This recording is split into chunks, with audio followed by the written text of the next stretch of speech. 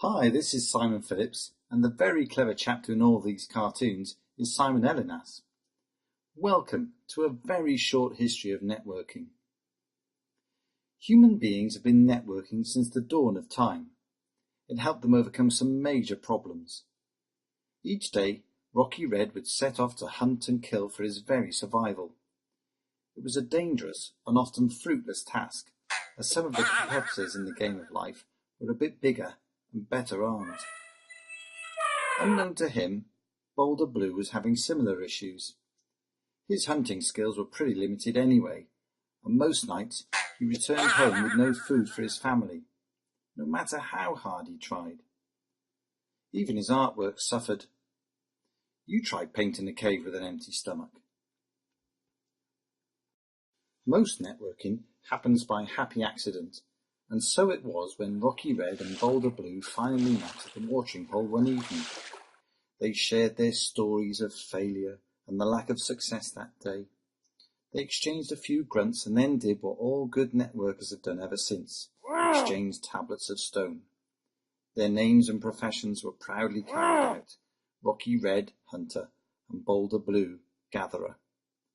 Several weeks later, having exchanged quite a number of grunts, they met again and decided they would team up to see if it brought them greater success. Working alone had not worked out brilliantly for them. Could collaboration deliver better results? Pretty soon they honed their skills and their teamwork paid off. And that night, to the relief of all concerned, the very first networking party was held, with enough food for everyone. Rocky and Boulder decided it would be a good idea to look for a few extra people, and found themselves at the head of a small tribe that would regularly meet to share knowledge and ideas that became vital to life. They began hunting in packs that were big enough to defeat even the biggest prey. In short, they were stronger together than they were apart. As primitive tribes continued to grow and develop, their societies grew even more complex. Spartans, Greeks, and Egyptians formed the first massive networks.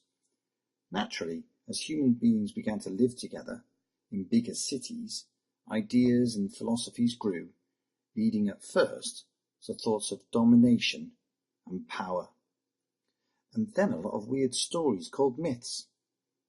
Plato even preempted Facebook, saying, "Wise men speak because they've something to say, fools because they have to say something."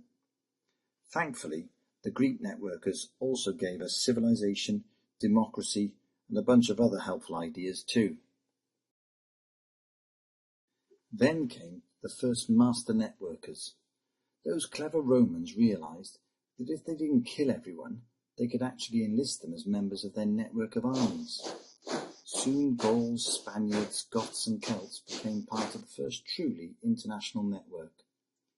However, the glue between them was fragile, and the walls of Rome soon crumbled, plunging the world into the Dark Ages.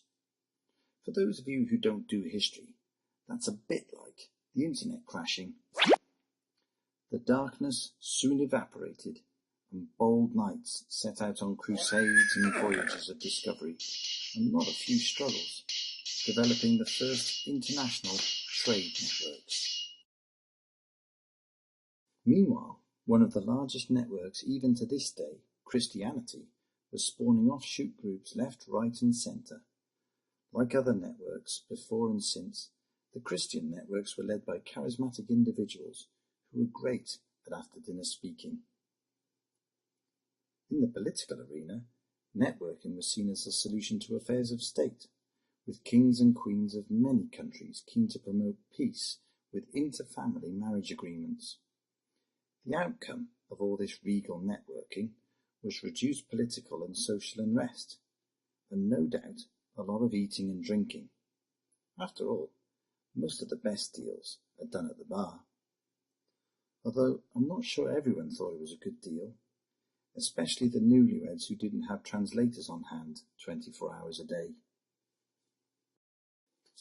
Moving on, more innovation was needed to maximize returns, and many of these enterprises were guided by the networks of business owners in guilds and associations that still exist today.